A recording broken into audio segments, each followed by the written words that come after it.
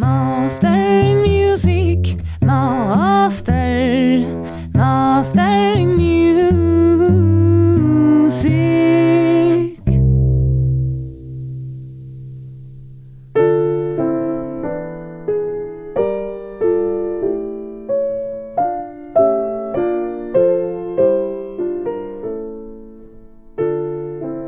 Hi Master in Music listeners, I hope that you are doing okay or well, or at least okay in these times. Me myself, I'm trying to develop new opportunities. For example, I'm releasing practice with Petronella videos every week to keep my students in shape with their cello playing. And actually, if you want to practice with me, you can also just go in on my YouTube channel, Swedish Cellist, subscribe and play with me, practice with me. There is also I actually did an online concert that is out there, and I also have some music samples of, not samples, it's actually whole songs, with things that I play.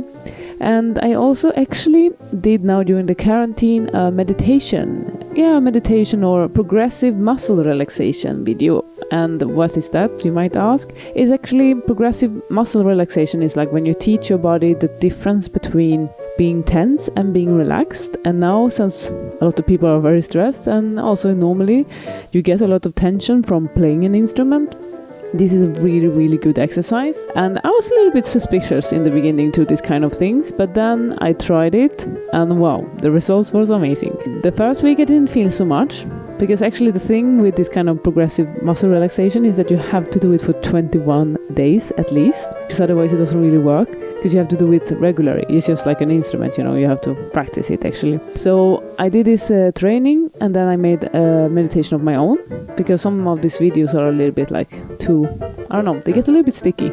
So I made one of my own with, of course, cello in the background. So if you want to teach your body how to relax, that's a really good exercise. For me, it gave me so much energy, because it releases all the small tension that you have in muscles that you don't really notice normally. And then it just released this, and I got so much energy. It was crazy. So maybe that's why I did so many YouTube videos. Well, anyway, that's on my YouTube channel. Enough about that. I'm a mental trainer, so I train musicians in how to practice really good and how to actually be the best version of themselves, to be a very high performance form in their body and mind, because good can always get better. And in order to succeed, sometimes we can feel that maybe we have to be our ultimate self, and that's not always possible to just order success from ourselves, but you can learn how to do it. And also reduce stage anxiety. So that's a little bit what I'm working with, which leads me into today's episode. So today's episode is an episode with a really, really cool pianist called Michelle Powell. She is the wife of Peter Powell, who was in one of our previous episodes. And she's Canadian, of course, but she's based in Maastricht, in the Netherlands, and she's an artistic director of the Opus 16 concerts series, which she created herself. It's pretty much a concert series where Michelle invites international artists to play with her in a very nice venue, like two venues here, and for the local audience. So she's bringing the international artist into the local venues, which is really, really beautiful and really appreciated here. And then she is a really, really proud piano teacher. She has 25 students, and she has her own private piano studio, which is going really well. So that's something that we also talk about in the episode, like how to build your studio, what rules to have, and how to build it up, how to get the students, and everything around pedagogical tricks and tips and so on. And then we also talk about her job with Diana Petre, because together they are facilitating a focus group called Mastermind for musicians, where they together brainstorm ideas and try to unlock potential in each other. And she has also performed with Opera Syd, who is a nice opera venue here, and she has also played in Conservatorium Maastricht, and she has given masterclasses around Europe. She has participated in numerous competitions, like the Helene Råberg competition, the Canadian Music competition, and the Kivanis competition, and like so many more competitions, of course. Anyway, I think we're gonna kick on this interview. We talk about Corona crisis as well. So yeah, we covered a lot of topics. If you feel like supporting the podcast, you can always buy me a coffee. You will find the links and the icons on my webpage, masterinmusic.com. So just click there and give me €3 is enough for me to get energized to continue making more podcast episodes for you. Now, let's listen to Mozart Sonata in D major Allegro by Michelle Powell.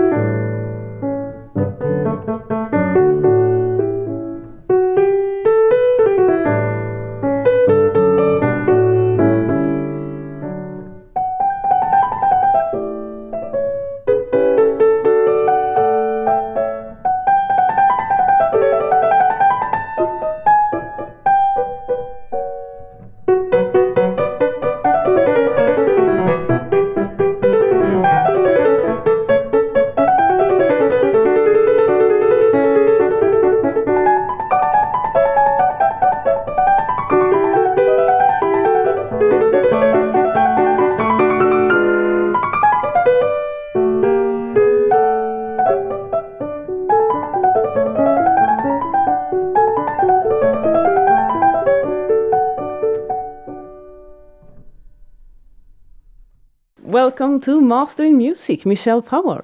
Hey, oh, Michelle Powell, love it. Yeah, Good morning. the power couple. Yeah, that's true. So maybe we remember the episode with Peter Powell. Yeah, I actually learned so much from that podcast. I was kind of embarrassed because I was like, wow, he's so smart, you know? Yeah. I love episodes with Peter. I love him as a person. He's like so inspiring and people really love that episode, but also because he's direct, you know, it's no bullshit. Oh yeah, totally. And I think I get the brunt of that being his wife, you know, so sometimes it's a little bit like I get too sensitive and I'm like, here's my idea. And then I definitely get that directness, but he's usually right. So it's good to listen. And yeah, I mean, if you can handle the truth, he's Right. perfect. Yeah, and that's how you grow, right? You have to humble yourself and then think Yeah. about a different I perspective. think musicians are good at that because, we get critics a lot. Yeah. We should be good at it because we get a lot of critique. Yeah, we do. But I think, personally, if I jump into this, it's been like too far because every time you play, then you think, oh no, like what is the teacher going to say? Yeah. So then you're like waiting for the criticism. And I'd like to find more healthy balance personally, but yeah. Well, we are really going into the deep, huh? I know, right? Woo! This is Okay, jump straight in. So let's do it. Let's Okay. do it. Well, I have a idea about that, like what I do with my students, because I try to be I'm not problem solving. I'm trying to work after a model that is like we are working after what we want instead. Because this trying and error thing, like someone is playing something and then they're just waiting for me to tell everything that was bad with it, it's kind of creating a lot of tension. Yeah. And for me, cello playing is like the art of relaxation. Because the more you relax, the better you play.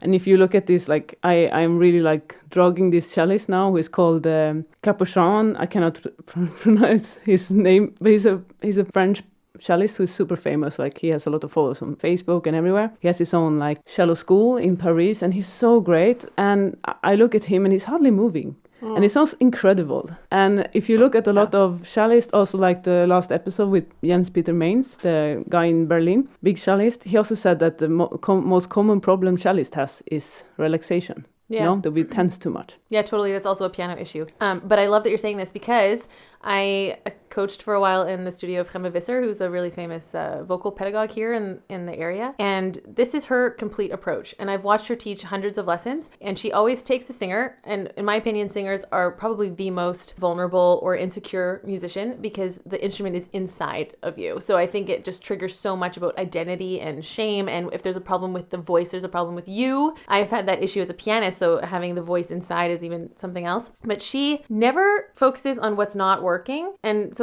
she's never critical about something that doesn't work. She only ever redirects the focus to what is working. And I finally sat down and asked her, like, what is your approach with this? Because I've noticed this. And she said, I take what's working and I widen it, just like a river. So if the river's flowing, I make the banks a little bit wider and I just focus only on that. So she said, it was really interesting. She had a singer come to her who had a severe jaw problem where she would be on the side. And all of her teachers at the conservatory were saying, you need to straighten your jaw, you need to fix it, get back in line, over and over and over. So she just developed this trauma about the whole thing. And she went to Gemma, and Gemma saw the problem, obviously, and didn't mention it. She just said, okay, focus on whatever she was doing with her to align everything. I think it was about like her resonance and just keeping the sound high. And then within, I think 6 months, the issue was resolved. Yeah. And she never once said, straighten your jaw. So that was really interesting for me. And I've thought about that a lot with my students because you're right. Like people come in, they play for you. And I've noticed they'll say, I didn't practice this. This part isn't going well. This isn't working. And I'm like, well, why don't you tell me what is working? And let's start with that and see what we can do together. Yeah, I kind of feel when people tell me, like my students also do this.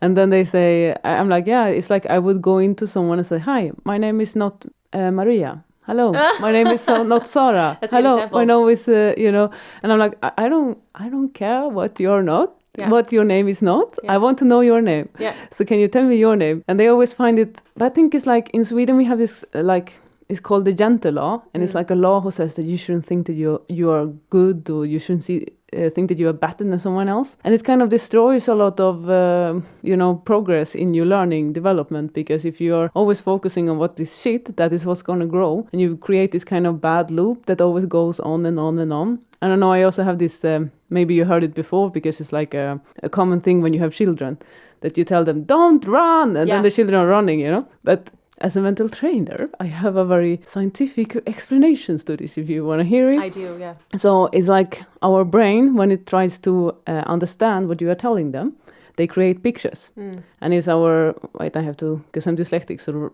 right and left is hard for me. So it's left is logic, right is creative. No, it's a bow hand and the other hand, yeah. So the bow hand, the right hand, it's for me, it's the one who is like creating pictures. And the other one, the left one, is the one who is dominant and always telling about, the inner voice who's telling you things. When I say don't run, first you create a picture of running, and then the word don't just disappear on the way. So then it's like, oh, run, So absolutely. yeah, I mean, you tell children this all the time. I also have a a fun thing when I tell people to don't think about the pink elephant, don't think about the pink elephant, and all they can think about is a pink elephant. Yeah. But it's funny that we don't think about approaching this into music, because most people wouldn't tell their children all the time what not to do. I mean, or maybe they do, I don't know. No, I completely agree with you. This is a really big problem in how we teach. And I mean, just basic with my dog is the same thing. Yeah. I've been watching How to Train Her, and they say don't tell them what not to do, tell them what to do, tell them how to focus. And it's the same with your students. If you keep saying, don't put your wrist like this, make sure you're sitting, don't do that, blah, blah, blah, then they only can think of what not to touch, and they kind of retract in themselves, and they get really kind of afraid. But if you teach them where to put their energy, like where you focus, energy flows, right? Whatever you focus on is going to grow. So you're like, okay, sit nice and tall. Here's how you're going to hold your hand. Do it like this. And that has been a completely different approach that really helps. Yeah. But it's very easy to fall back into, no, don't, and then they're like, what can I do? Yeah. I think it's because our society is like problem solving, We are trying to solve problem. Also now with the crisis, we are solving problem. We are not trying to, create a solution. Right. That's something that I see all the time, like people just problem solving, and then you're like, oh, let's quick fix this. And then like, oh no, it falls apart, something else, so you're not doing the groundwork properly. But I also thought about this, having a dog is super good, because I also got a dog now, and I'm like, buy a dog, guys. If you want to learn how to learn, buy a dog, because they don't give a shit if you do it wrong. They will not do it. Yeah, that's true. And get really good cheese, because that works really good with dogs. Cheese is a great treat. A really good high value treat. I'm following actually a Canadian dog trainer on YouTube. Awesome. His name is Zach. He has a dog who's called Nursa, and then he's training her from puppy to adult dog, and I'm like following that with my dog. Super good. But that was a sidetrack. So now we are talking about teaching all the time. So let's just talk about teaching and Michelle Powell teaching. So let's start with the piano. You have a lot of piano students, I know. Yeah, I think I have 25 right now. Yeah, and that's a lot. Yeah, and they all went online with this crisis. I was really grateful. Oh, that's so good. That's so good. Because a lot of students were skeptical. That's true. And I've talked about this a lot recently because I feel really passionate about this. But I think as the teacher in the studio, you're really the person who has the authority in the studio. So it's your job to create vision and to create clarity for the students. So when people have concerns or questions or like, how is this going to work? It's your job to present, here is how we're going to make this work. Here's what you can expect from me. Here's what I expect from you. For example, the first step for me personally was every time I've been out of town for traveling concerts, I would try to teach as much as I could online, just to keep consistency and continuum going. Because that's, I find, so important. They miss 2 weeks, they forget the last 4 weeks, So they were already used to this concept. And I did have some little ones who, attention is a problem or they just don't think it's going to work. So I would just leave that. But in general, they were kind of used to the idea of, I'm going to listen to you play online, give you some feedback, and that's your lesson for the week. And next week we'll get back to seeing you in person. So that was already like something that they could get their minds around. And then I noticed in the second week, I had a lot of parents who are trying to just do their best to handle everything. I mean, kids are being homeschooled. There's chaos. There's no routine. You can sleep in. You don't have to change out of your pajamas, so I can imagine they're dealing with so much. And then to remember that like your piano lesson's Wednesday at 4:15 and you have 4 kids. I mean, I get it. Yeah. It's, so my job as the authority in the studio is to say, okay, how can I make this easy for everyone to come in and make this work? So I sent an email and I said, my intentions towards you are still the same. I'm going to get you to your musical goals. Here's what I need from you. 1, I need you to be on time. I need you to have the device set up and ready to go. And I need you to be prepared for the lesson. That means I need the music in advance, scanned, quick iPhone photo, send it to me in advance. 2 minutes before the lesson is enough. But the first week I had parents trying to adjust the tripod for 10 minutes of the lesson, and I'm like, okay, this isn't going to work, but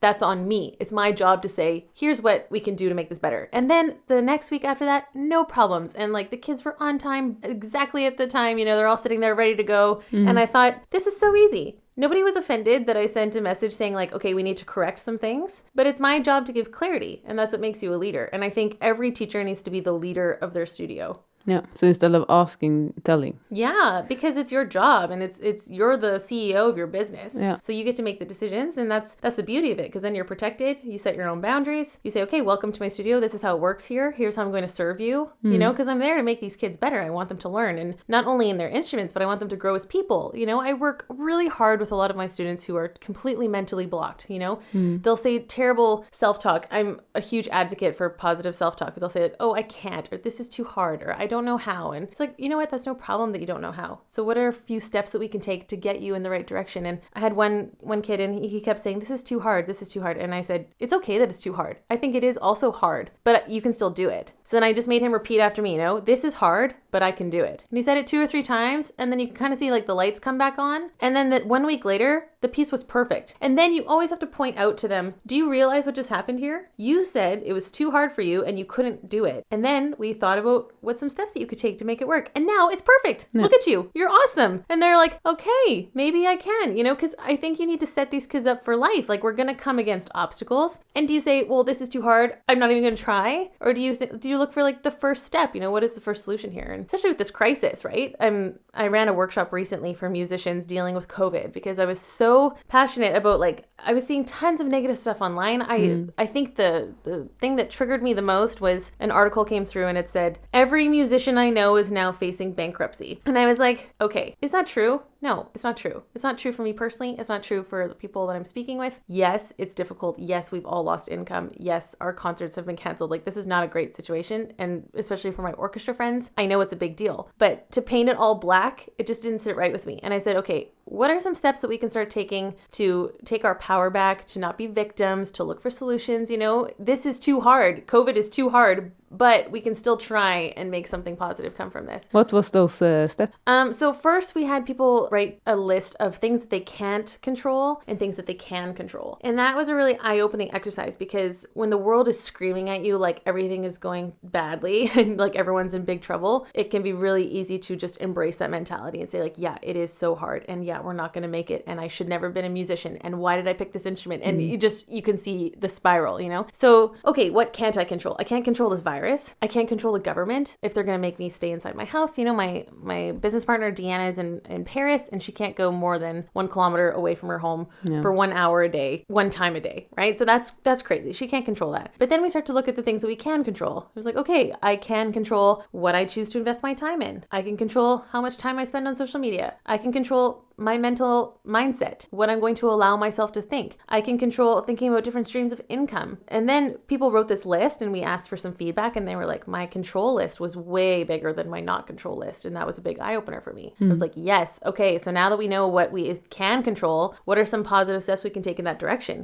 Because I think the biggest thing is like, this too shall pass. This crisis is going to pass. They beat the Spanish flu. They beat the world wars. Yeah. Like, the world still existed after these horrible tragedies. So we one day will be on the other side of Corona. And then I was just asking the group, what are some steps that you can take now to set yourself up for success then? So that on the other side of this, you're in a better position to restart your life, whatever that looks like. No one knows what that looks like. Than just sitting around thinking that, you're a victim and you couldn't do anything. Yeah, I totally agree with you. I think it's so healthy. I'm so happy hearing this, because I also think that, if someone can handle a crisis as a musician, we are like trained to have bad economy. Yeah. That's like when people ask me, like I was playing a concert the other day and people were asking me if I had money for food. I was like, oh my gosh. I got really tempted. So like, no, can you give me some money? I hate that question so much. I get so triggered by that question. But I was like, it came from a good place in them. So I don't mind, but it was kind of funny. Yeah. But then I was like, no, I'm fine. Yeah. Because I save my money, because I'm a musician, things go up and down. Like normally this is high season for us because of all the weddings and everything. Like you can earn a lot of money in this because it's great weather. People wants to be outside. Like it's a perfect position for money making. Mm-hmm. But I did an online concert actually. First online. That. It was super fun. Awesome. Was it here in this room? No, I did actually upstairs because it's better light. Mm-hmm. And my boyfriend has a bigger computer than me, so we were in the top floor of my house. But it was really, really nice experience. And you kind of go into your concert flow and you learn how to speak with a camera instead of a person. Yeah. It is a bit strange in the beginning because you're like, hello. But then you kind of go into your mode and the music helps you go into the mode. So, it's possible to do online concerts as well.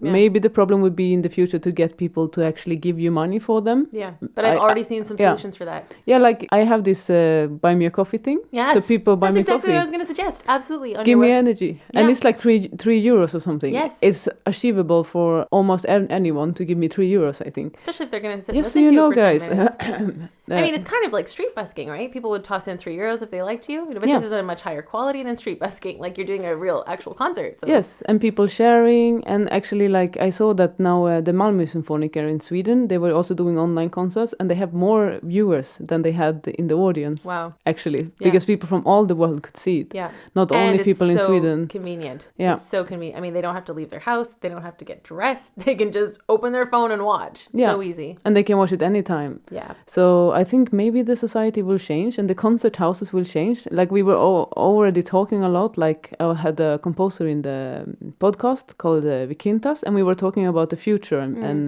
musicians.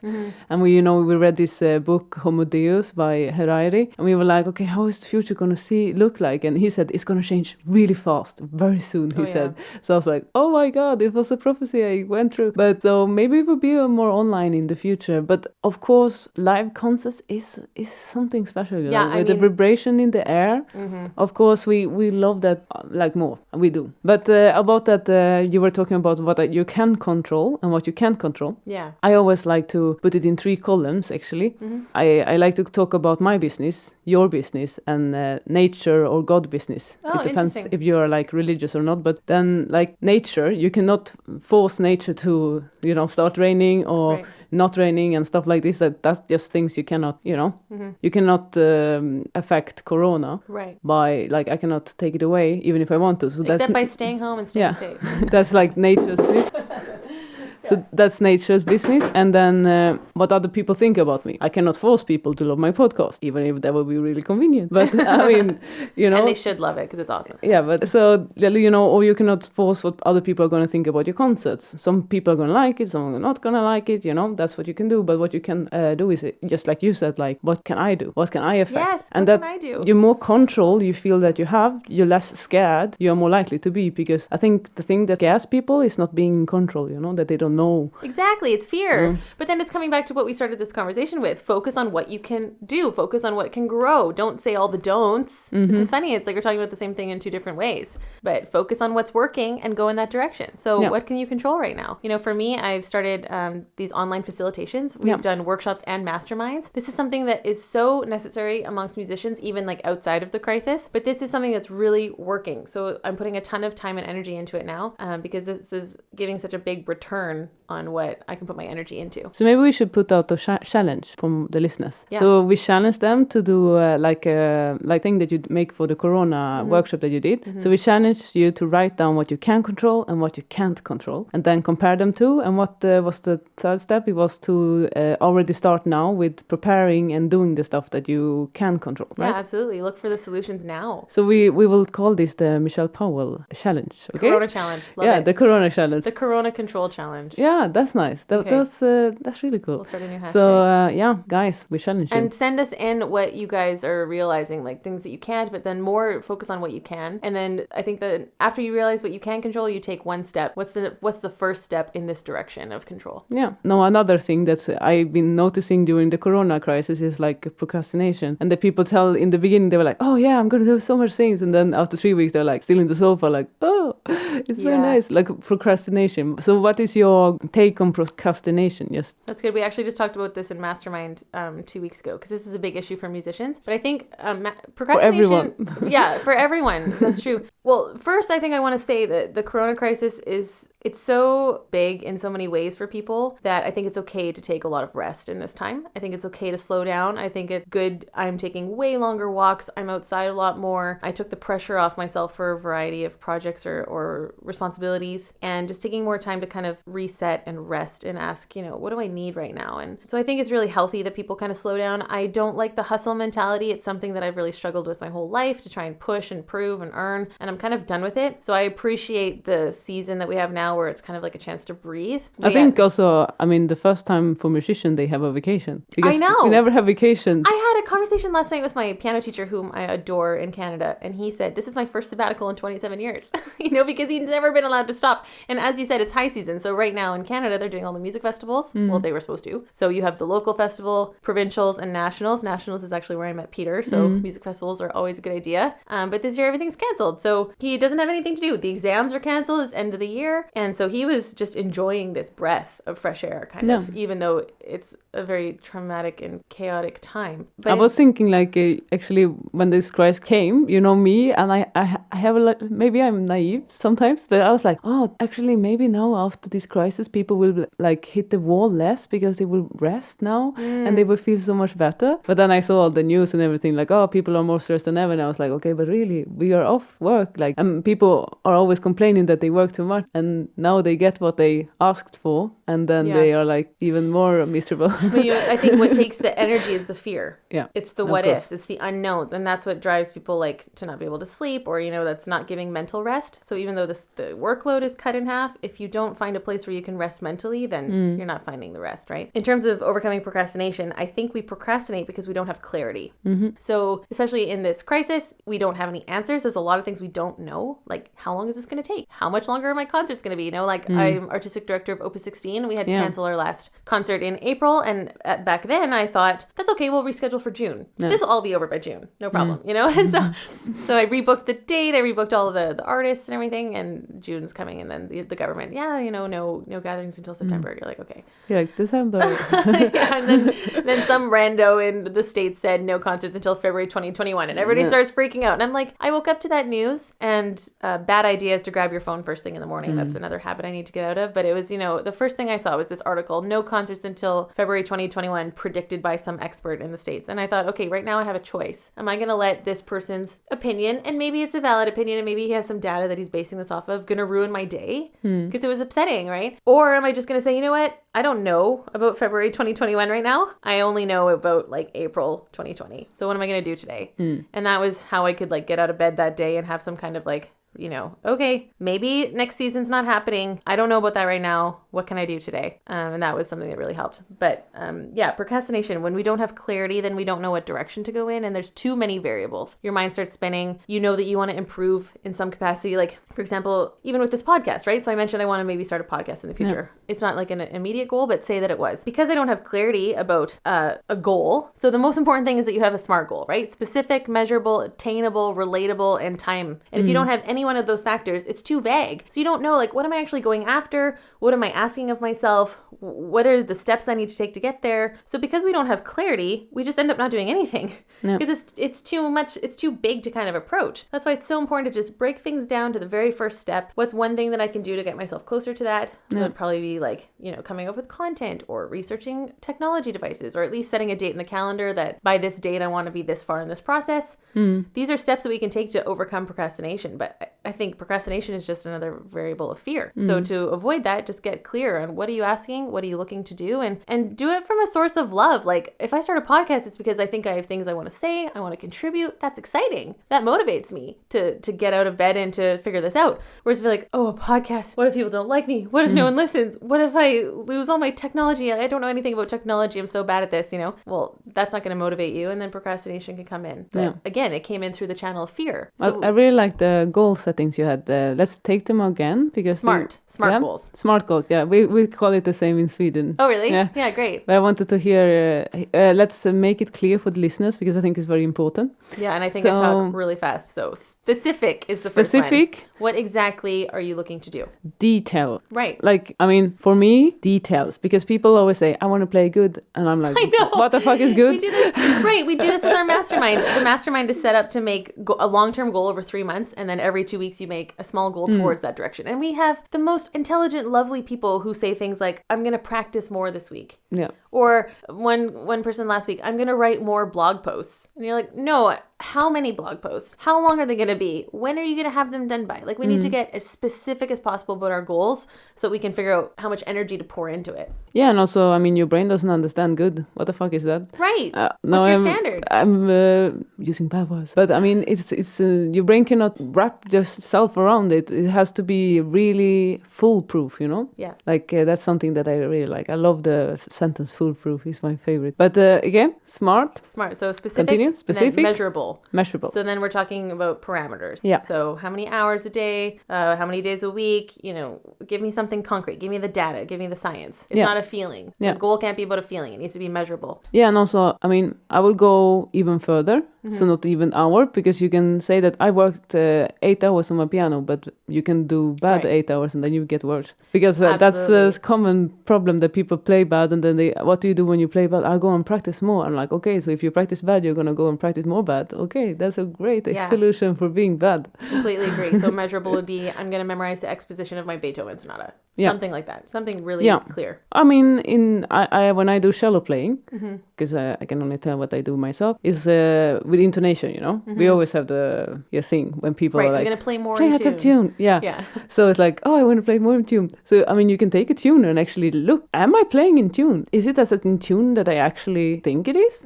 And you can record yourself and actually sit there and check, you know? Because scientifically, you have proof. Right. Because I think the problem is opinions, but people can play really good and feel very bad, and then they think they are bad. Yeah. And that's like creates problematic solutions in your brain. Because I had a concert the other day outside with space, and I thought, you know, it was feeling a bit weird when I played because it was outside, you know, the acoustic just disappeared. Then I listened to it and I was like, oh, that was nice, you know. And then I was like, it was good that I measured it. Yes, the Very recording good. doesn't lie. No. I mean, sometimes that's a good thing, sometimes it's a really bad thing. But the recording never lies. Yeah. So that's your measurable, absolutely. Yeah, so I just wanted to get in there with my story for proving the point Yeah, about no, the it's measurable. it's a great anecdote. And the next one? Attainable. Attainable. A is for attainable. So, we're not looking to like get hired by the Berlin Phil next week. Or Or if they're going to call, no problem.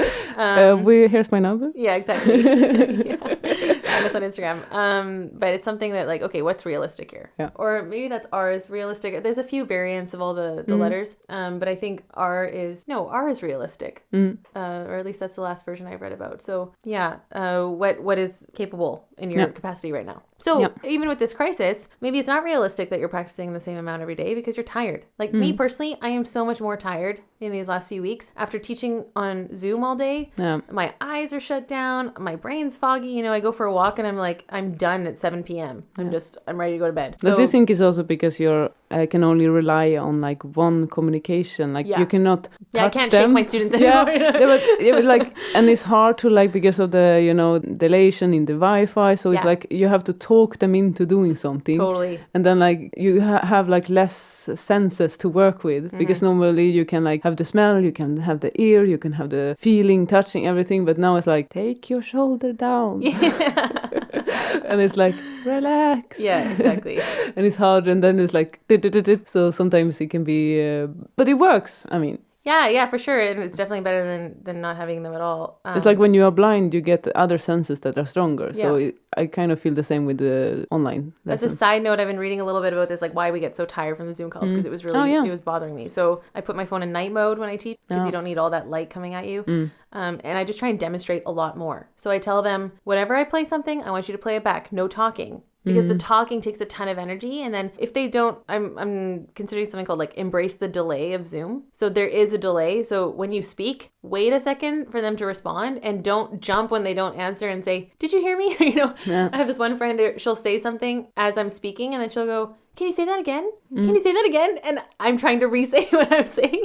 So it's just like, you're doing this. So embrace the delay of Zoom. It's going to be a little bit slower than an in-person lesson. I'm demonstrating way more, or at least by ear. I'll say like, if I want them to replay a bar, I just play the bar and then I point to them. You do it now, Yep. And then the last thing I discovered was how to my students. I'm famous for this with them, but I give them the look. Like they say you that did I have a story about it. exactly. I have like love the fire look. shooting from my eyes. I have one student who said he's gonna tape a picture of my eyes onto his piano, just like really wide, because it scares him so much. So you can do this on Zoom. You just open your eyes really wide and you look right at the camera. Just get right in on them.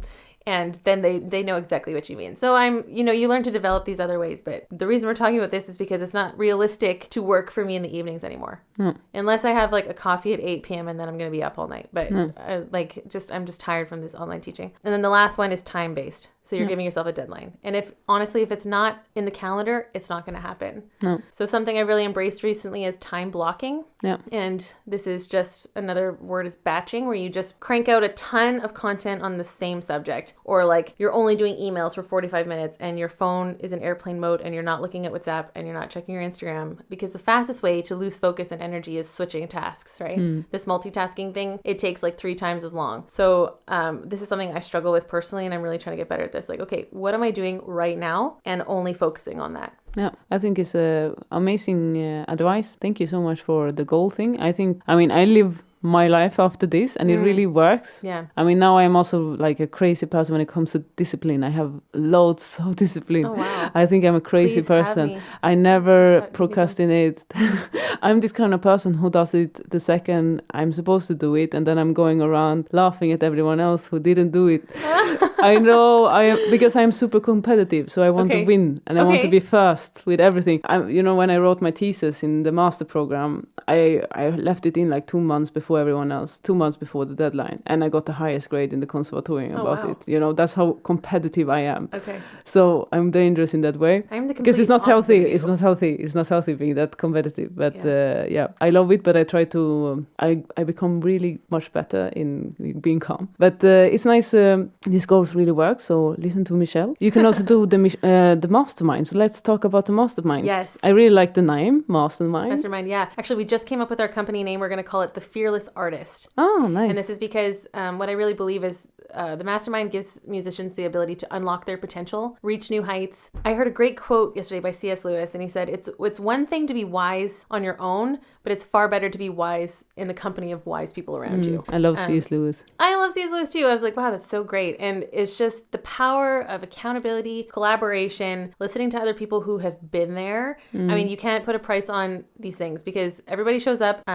How it functions is you create a long-term goal over 3 months. And as freelancers, what I often find is we are constantly working towards the urgent. So I have to teach my students. I got to pay my bills. I got to do this gig so that I can have enough money to pay for the food. The food, yeah. But, my most important projects like my website or a recording, these things get put off. Well, maybe not if I'm Petronella, but if I'm Michelle, these are long-term projects that I would love to do, but I don't ever get to them. So I had my first mastermind experience this past August with some great people from Juilliard, and my long-term goal was to create a board for my Opus 16 concerts because if I'm going to get money, I need to become a foundation, and to become a foundation, I need a board, and all of this stuff was going around in my mind, and because I didn't have enough clarity, I just put it off forever. I think over a year I was procrastinating this. So I finally sat down in this group. We were 6 people. Everybody comes up with a long-term goal. You explain what you're going to go for, and they were really good. They were like, how much money do you want to earn? Like, what are you going after? Really clear, And so I made my goals. And then every 2 weeks, I had to come up with a small goal in the direction of this long-term goal. And for me, it was such a new experience to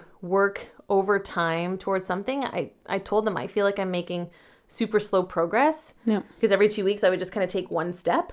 And they were like, you don't realize how much progress you've actually made because you've made 4 or 5 small steps that actually got you. And then by the end of the mastermind, I had my foundation. Nice. So I was like, okay, this concept is incredible. And I love it so much that I want to start my own. So I have a great friend in Paris. She's a violist. We played together often in Paris. And she had also participated in this. And we just have we do a lot of outreach in schools. So we're very used to facilitating together. We have a really great combo of personalities and we bounce off each other. Mm-hmm. And so we started this. We decided to go for 3 months because I thought I wanted to avoid the dip of energy that sometimes you get. And I put it out there and I had 20 people interested within the first 2 days. It was crazy, the response. And we immediately started with 2 groups, and they're just actually finishing now. And we started the mastermind before Corona. So it was really interesting because everyone's long-term goal ended up changing. Yeah. Because, for example, one girl wanted to do some auditions, and then all auditions are canceled, and somebody else wanted to do a recording project, and,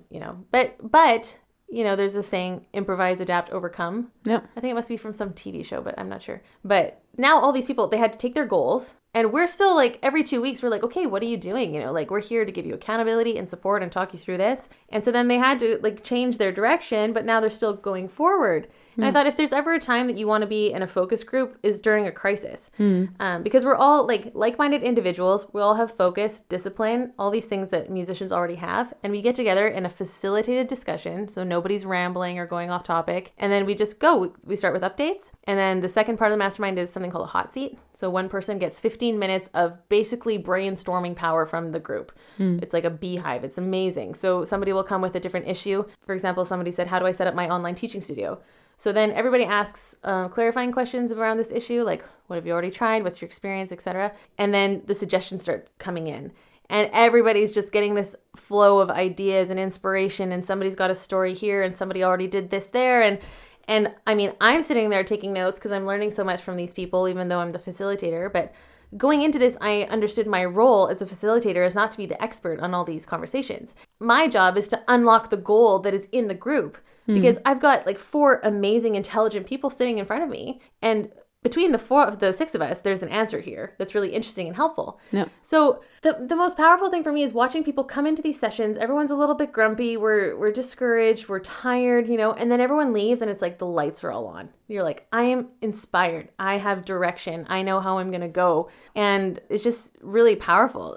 We also have different topics that we discuss every session. So one of them was overcoming procrastination, fear of failure, how to set up your music studio as a business. You know, because I think we all know if you're a freelancer, you have to kind of learn your business skills after school. I mean, I've heard now they're starting to introduce business courses into the conservatory, but me personally, I didn't have any kind of business experience. So my business experience came from when I learned the hard way. And so now I have my studio policies and I have my administration software and I have my accountants and all this stuff, you know, but before this, I didn't know anything. So we just have these really great conversations about it. And we do a lot of activations. So we'll do stuff like, you know, write down what you can control or not control. Write down your fear setting list. Tim Ferriss, excellent exercise called fear setting, where you write down everything that you're going through. And then you define, prevent, and repair. So you're like, this is the fear. Here's something I can do to make sure it never happens. So let's give an example. If I have a fear that I'm going to have a memory slip in a concert, what can I do to prevent it? So either I'm going to spend a lot of time working on my memory or play with my iPad, which has been my choice lately. Or then the repair segment. So it's like, if I have a memory slip, then I will do this. And you give yourself a way out. So that just drastically reduces the what ifs, the fear, and it gives you a lot of clarity and peace. So we did this exercise a few weeks ago, and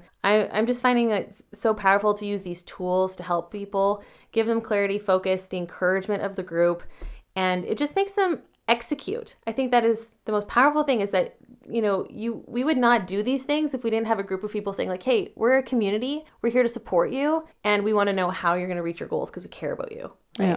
And that for me has just like been so rewarding. It really sounds great. I really love that you say that is what you do, because I always get a little bit frustrated when people are like, oh, it's the thought that counts. And I'm like, no, because you can be the kindest person, the best violinist player in the world in your head, but if you don't do anything, you're never going to make it. Exactly. So it's not the Superman thing, you know, it's like, it's what you do that counts actually, and how you do it. So that's really a good thought, I think. Yeah, it all comes down to execution. You can have all the books in the world.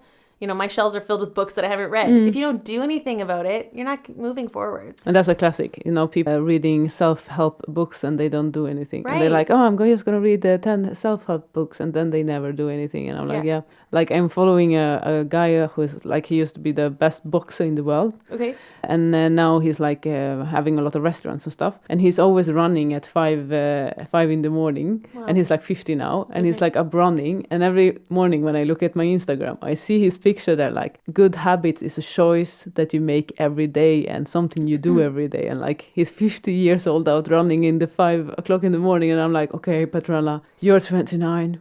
You can do this, you know. And then I'm like out doing it because he really inspires me. And I think if you do something little bit, every day becomes a habit. Like my procrastination things is things that I never do it. So it's a habit for me to do it right away. So then, you know, it's not difficult for you anymore. Yeah. It's like when people want to train, they always team up with a person who never trains as well. Right. because they like them. Like we are the same. Yeah. Let's not to train, you know. Yeah. Oh, you also need to start training. Yeah, let's do it together. Like you will never start training. Right. You will never do it. It's like team up with that 50-year-old man who's Yeah. running every day. Yeah. Team up with that guy. That's so But they good. always team up with the 100-pound kilo person who never trains, and I'm Yeah. like, are you stupid or something? Yeah. You have two problems then. You have two people with big problems together in the Yeah. same room, and you are trying to start something that both of you have no clue what to do. I'm like, But this comes back to the concept that you are the average of the 5 closest people around you. So if you want to become successful, you need to surround yourself with successful people. Yeah. You need to put these people in your mind. It creates vision. Just like Roger Bannister, right? He's the first guy who broke the 4-minute mile. Before him, the scientists said it was impossible. Yeah. No one can ever run this fast. I And love as soon that as he guy. did it, there was a ton of people who just managed to break it within months of him because he created vision. Yeah. So we need to put people around us who are living the lives that we want to live. And you can really look to them for like, how do you handle your life? What are your habits? What are the things that you're doing? What are your character traits? And how can I become more like you? I also do this like I have another challenge that I do for my mental training students. It's like the complaint-free hour. Oh, Because that is good. people always complain and we confirm each other, and it's like complaining becomes a social construction of being friends. You and me hate the same thing, so that's why we are friends. That's exactly And right. I hate that because and especially in music schools, it's like these teachers going and confirming each other's, and they are just complaining about problem. I'm like, oh, what are you gonna do about it? Sitting here and whining is like what? Yeah. Doesn't. And then I forbid them. I forbid them. No more complaining. And if 1 hour is achievable, then 3 days, 2 days, 2 weeks, because it becomes a habit. And if you break that habit, all of a sudden it's like, oh, I have nothing to talk about. And then you have to start Yeah, that's true. learning how to talk about good things. Yes. I love this. I went through something similar, I think 4 or 5 years ago, where I really started to go after this in my life. Like, okay, I'm not going to speak negative. I'm not going to speak negative about myself or about other people or gossip, because you're right. You're just kind of like pumping the toilet or something and just like swishing it around. So there's no point, and it doesn't give what you're looking for. So just being really aware of what comes out of our mouth. And I call it speaking life. So you speak life over situations, and I think the opposite of complaining is gratitude. Yeah. So an exercise that I started doing is, if I'm having a rough moment, just, okay, name 5 things that you're grateful for right now. Yeah. And that's always super easy, It's like my dog, my piano, my house. I mean, even in Corona, I've just been going to bed thinking like I am wrapped up in a nice duvet and there's a roof over my head and I'm okay. I think people used to be better at this before, like in the old days. Like I force my students to do this exercise, but 3 things before sleeping, because if you go to sleep happy, you are more likely to wake up happy. Okay, that's good. So, but it's also like in the old days, people were more religious, so they kind of prayed every day, like thank you God for this and this and this. But now these days, like society is less religious, and we never take this time to reflect about things. Yeah, because I like to look into different kind of religious things and mindfulness things and take the good things out of them. So this is one thing that all people can do, no matter what beliefs you have. But it's really also like what chemicals happens in your body when you think about gratitude, or just think like even if you have a fight with someone and you hate them, just think about like I'm grateful that at least he's alive or something, like there is always something you can be grateful over another person, even if you don't like their behavior. Yeah. But it's super nice. So Mastermind is, I think it's also great that you are leading it, because if you would put a group with, people with the same problem, it would be super... That's why it's so important to have facilitated discussion. So Deanna and I have a lot of tools that we use together to make sure that the conversation stays on track. And if somebody starts to spiral negatively, which has happened in one of the sessions, we just quickly bring them back to like what we can control, what are we focusing on, what are your goals? And not denying that it's hard. Like we don't tell someone like, oh, you don't have any income? Like, well, never mind, get over it, right? Get over it. You need to acknowledge the pain and give it a place. And even if you have to grieve or deal with it somehow, but then after that, you have to find out like, okay, what are you going to put this energy towards so that you can grow? Yeah. So this is super nice. If I think you're onto something really healthy and really necessary in the music world, because people are screaming for it. And this is actually a model that is very, very common when it comes to business. Yeah. I I mean- know, it's a huge business term that I didn't even know about. Yeah. And it's just not known in the music world. So this is... No, but we are back, we are like sitting there and like, oh, Beethoven, you know, he was so good. You know, we are still back in everything was better before because the music comes from before, but actually, you know, things developed. And I don't understand why we don't have mental trainers in the conservatorium, for example. Like I know. every person who is in a sport university or in a sport, you know, anything with sport has this kind of person around them. I completely agree with you. And Usain Bolt would never run that fast. He would never have came up with his special pose if he didn't have a mental trainer, for fuck's sake. It's like... Yeah, no, I completely agree. And this is something that I think conservatories don't prepare musicians for the real world after. The conservatories are still focused on making you the best performer that you can be to win the competitions. But personally, like, I didn't do Queen Elizabeth and I didn't do Clyburn. So what's left for the rest of us who love the instrument, love the career, can still have something to contribute? How do we build our careers, you know? And everything that we've had to learn came from being outside of school or the books that we've read, or, you know, I mean, I did have one class seminar in university about stage fright and performance nerves. So, I mean, that was helpful. And I did have another class about, you know, making your CV and things like this, but nothing to the extent that we need now. I'm not sure what's happening. I've been graduated a few years, but like, you know, there needs to be much more focus on like your website, your brand, your Instagram, your, like, who are you as an artist? Why would people hire you and not the 100 other, you know? And actually, we're having a guest speaker, Peter Schoneverd, coming onto Mastermind next week, and he's going to be talking about creating your own unique voice as a musician. So, like, why hire Michelle over the other 100 pianists who can maybe play faster and better? You know, why do you want me on the stage? And what do I bring that no one else brings? And these are big questions that we need to find our voice as artists and then be really confident in that. Yeah, I think you're totally right, in my opinion.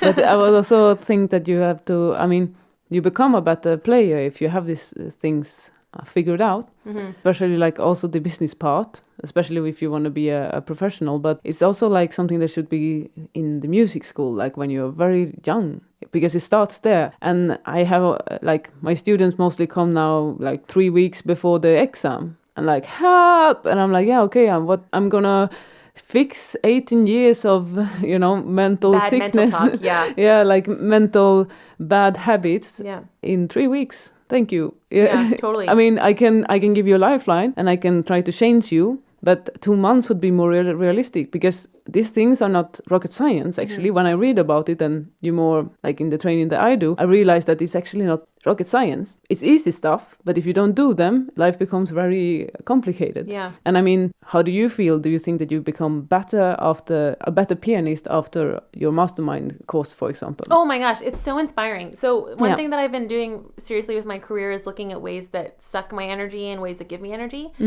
And after a mastermind call, I'm buzzing. I mean, I just feel like I'm born for this.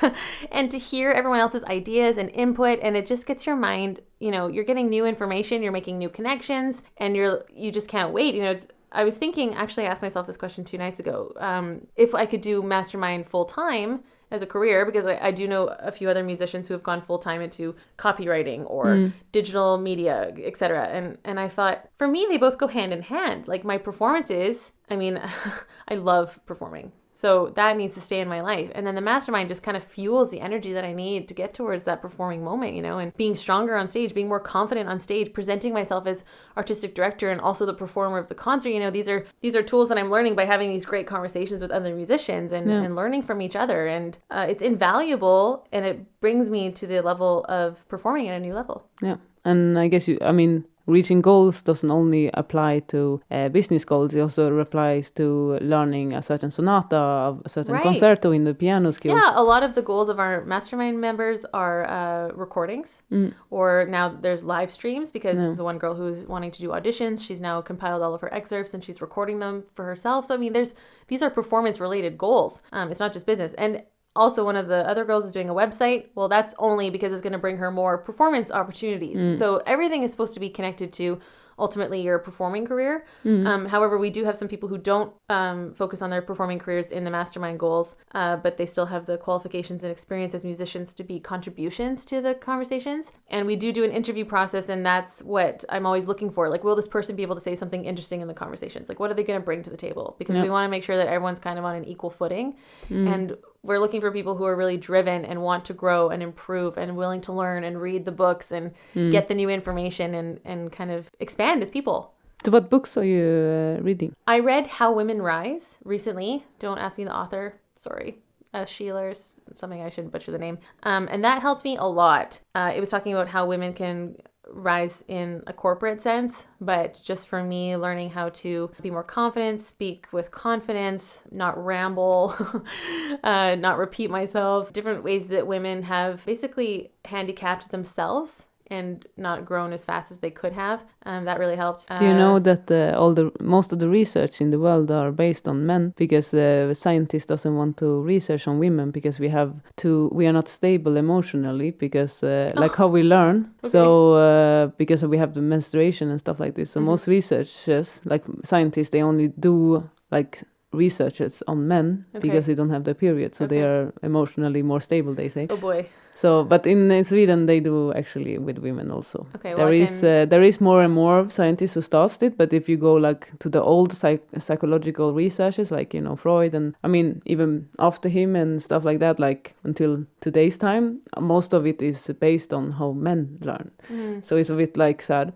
because I like to have very specific like scientific facts, because some people really need that, and then I want to be able to provide them with that. So then I realized that all of this was based on men, and I was like, okay, I have to do so much research. So yeah, luckily there is a surplus. It's nice to follow if you are a woman, that you also take this into consideration. Yeah.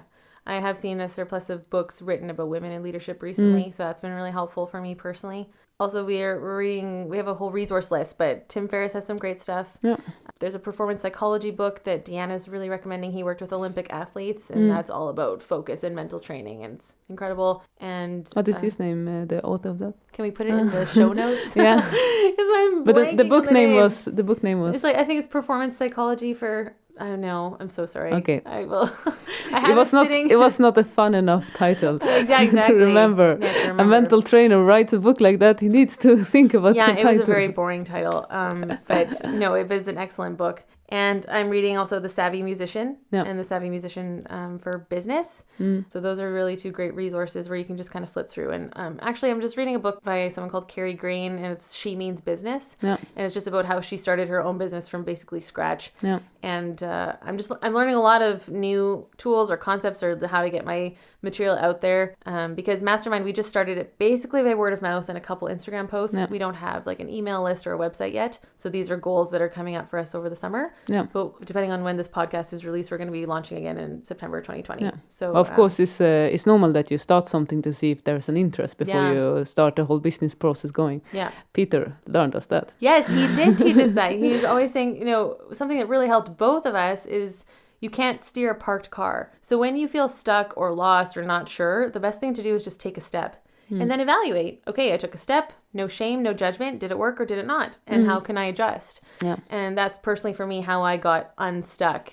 Because I remember when I first moved to Europe, I had funding from Canadian government to study in Switzerland privately. But other than that, I was starting completely from zero. And I just remember thinking I was so lost and I didn't know, what is my purpose? What am I supposed to be doing? All these big questions like, should I just go get a real job? I hate that term, real job, but, am I not supposed to be doing this? And finally, I've started to find my path just by trying things and seeing where my strengths are, becoming aware of my strengths, and then looking how to be a contribution. Like, how can I serve other people? How can I grow? What gives me energy? What am I good at? And then kind of putting it all together. And I've kind of put this career together of a variety of different channels. Like I mentioned with the outreach concerts in Paris or performances, or then becoming artistic director of Opus 16, or, now I'm facilitating online workshops. I never could have planned or guessed all of this, but all of these things came just when you kind of try something and then see if it works or not. So tell us a little bit like how you did it, like, because how did you get 25 students, for example? Yeah, that's a good question. I mean, I first moved here and I got involved right away with a local church. So then community, you're a pianist, great, my kid needs a student. So the first year I think I had 3 or 4. And then I never even advertised, it just grew by word of mouth. And there's a very large expat community here. But also I have quite a bit of Dutch students now. So a lot of them came through my church, and then you get a lot of siblings, and then you get a lot of word of mouth. So the last 2 years, I would say all my new students are word of mouth. I've thought about putting something out online, but ultimately I would love to teach more at a higher level. So I'm not advertising for beginners, although if someone asks, like I usually will start their kids off because I love kids so much. So, but I think ultimately my strengths are teaching at a higher level. So I'm looking into getting more of that, which I just had some great advice. Someone who was finding students online through Facebook groups and just giving like coachings rather than like long-term lessons and just saying like, hey, do you want to have like a 45-minute lesson on Zoom? And they just pay you as a one-off. And I was like, oh, that's something I'd be really interested in developing. Yeah. How does it work in your studio? Like people buy by season a lesson package, or how do you construct your lessons and your studio? That's a great question. We actually talked about this 2 days ago in Mastermind because I felt like a lot of my colleagues didn't have all of their studios transfer online, and to them they felt like that was out of their control. And in my opinion, I think if you set your studio up from the beginning as the authority, then it is in your control if students can quit in the middle of the year or not, or if they try the online lesson or not, you know? You have a rule book also for... I have studio policy, yeah. So in the beginning, I just, welcome... Yeah, it is kind of a rule book, but Brene Brown has a saying. She says, clear is kind, unclear is unkind. And so the more clear you can be at the beginning about what you can provide, what are your services, what do you expect from your clients, and just kind of make everything as open as possible. It gives people a lot of rest. It gives them security. They're like, okay, I know how it's going to work here. And yes, I can agree to this or not. So in my studio policy, I have a pretty strict cancellation policy. I explain all of that, and then I sent the email and I said, can you read this through and let me know if you agree or not? And this what is the cancellation? So personally, I don't allow cancellations. I allow rescheduling if they give me 8 hours notice. So for me, I think they can wake up sick on the day of the lesson and call me and say, I can't do it today. Can we do sometime this week? Sure, no problem. But where I got burned in the past was, someone would say, so-and-so is not coming today because they have a birthday party. And so then I'm suddenly lost half an hour of income because they chose to do something else at that time. It's like, well, I'm sorry, but I need to learn how to protect my time. And this is, again, where it comes back to me. I am the authority of my studio. I am the one responsible for protecting my boundaries. So if I don't like how someone is treating me, that's on me. It's not on them. And that's really important because that's when you learn to take your power back and you're not a victim to someone else's birthday party, right? So you just tell them in advance, like, if you need to reschedule, no problem. I need this much notice. Here's what you can do. But if you decide not to have the lesson, then the lesson is forfeited. And that's all in writing. And at the beginning, I say like, welcome. I'm so glad you're here, right? Because I really love my students. They're wonderful kids. And I love seeing them grow. I already said this, but not just as musicians, but as people, getting them mentally unblocked to try new hard things. That is like my ultimate goal with them. So that when they don't become pianists at 18 years old, they're going to go be awesome engineers and they're not going to be overwhelmed when they have something that's difficult because they've learned this process, like you were saying, this mental training. And the problem we have in music is mostly the problem we have with ourselves. Yeah, right? And not allowing them to give in to fear or being uncomfortable or out of their comfort zone. So playing an instrument is personal development. It is totally, I have that on my studio policy. I said, here are 10 things your child is going to learn. Discipline, focus, accountability, goals. These are all, like, it's a wide picture more than the piano. And I love keeping that perspective because I think it's very healthy. You don't expect all these kids to become concert pianists. It would be ridiculous. And then at the end of the studio policy, I explain billing. Personally, I don't bill monthly. I bill 10 at a time. And that means my admin is a lot less. I only have to do admin about 3 times a year. And I'm not asking the parents for money every month. I think it just creates more arrest. People like it more. Someone once suggested to me to just bill twice a year, so you do by semester, but my travel schedule was too complicated for that, so I decided not to do that. So this system is working really well for me. How long are the lessons? What can they choose from? I do anywhere from 30 minutes to 45 to an hour. Yeah. And most of them are 30 minutes and a couple 45s. And actually this year I don't have any hours. So it's just a lot of 30-minute back-to-backs. Yeah. Actually Wednesday and Thursday is my biggest teaching day, so I'm always just like, go, go, go. Yeah. And then at the end of the studio policy, I always say, this is what I'm going to give you. I'm going to give you the ability to reach your goals. I'm going to give you a lot of support. Here's what I can do for you, and this is the first year that I asked the parents to agree that they had read it. Because you never know, you send it in September and then in February, someone's going to forget they want to cancel the lesson. And you don't want it to get awkward, especially because I'm friends with a lot of the parents. So you just want to be really clear from the beginning. And then everyone's on the same page and it's no problem. And then if they need to cancel, they know that they're going to forfeit the lesson and they're okay with that because they made that choice. So then you're giving them the power to make their own decisions about how they manage their lessons. Life. Yeah, that's really healthy, I think. Yeah, it's working well for me. And every time I told this in the mastermind, but as soon as you get burned, you go to your studio policy and you say, okay, where in this policy did I not make it clear that this behavior was not appropriate? So I've had people call me all over from this Corona thing, like, my student wants to quit. He wants to move his lesson. What do I do? I'm going to be out 80 euros because of this. And I'm like, well, what does your studio policy say? What were the expectations that you set at the beginning of the year? You know,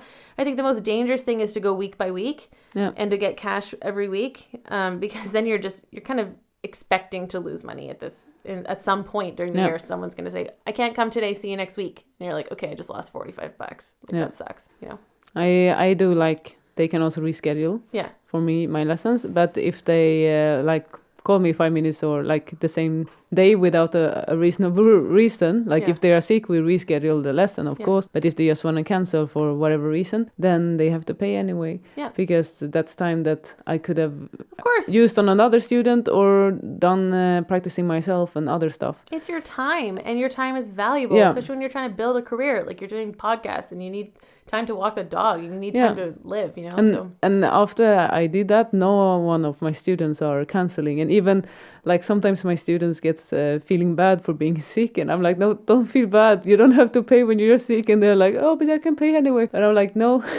You know, if you're sick, you're sick. But it helps so much to be clear. Also, then I know how I am supposed to react on things, because it's just so amazing. But I love to hear this from you, because you're really good at it, and it inspires. Yeah, thanks. I just want musicians to be protected. I want them to take themselves seriously. I want them to stop thinking money is a dirty word. If you want to, I hate the starving artist myth, because I think we make decisions that put us in this situation. You know, the best analogy is you teach people how to treat you. You know, if someone comes into your house and they see that the house is immaculate, they're not going to put their feet on the coffee table. But if they come in and there's like magazines everywhere and like whatever on the floor, they're just going to be like, oh, whatever, I can act like however here, because the person obviously doesn't care. So when I treat myself with respect and I present myself with confidence and say like, hi, I want to help you reach your musical goals. Welcome to my studio. This is my studio. This is how it works here. This is what you can expect from me. Then people are like, okay, yes, I want to be part of this. Or, no, I need someone who's less intense and won't yell at me when I don't practice my scales. So shout out to my students. And then that's okay, because I'm still protecting myself. And there's just clarity. And I think that's the same with concerts. Because sometimes, like I always ask every person who's in the podcast what they charge for a concert. Okay. Not what they charge, but how they charge, like how they put the price tag on themselves, you know, on a concert and something like this, because it's a thing that we are always struggling with. So let's move on. How do you do it? You want numbers or? No, I mean, like, how do you evaluate how do you put a price on a concert? Like, how do you put the price on it? Like, so I've been do you go after the tariff of the country, or do you go after hours spent practicing? This is a really, really important thing that all musicians need to practice 100 times on the phone with their friend, you know, because the most dangerous thing is somebody calls, hey, Michelle, can you come play here? Of course, I'd love to. Okay, great. What's your fee? And then you have this moment where you're like, dun, dun, dun. And you're like, crap, what's my fee? You know, because you're like, I don't know. So I think the first thing is that you need to decide your fee, or at least decide your ballpark.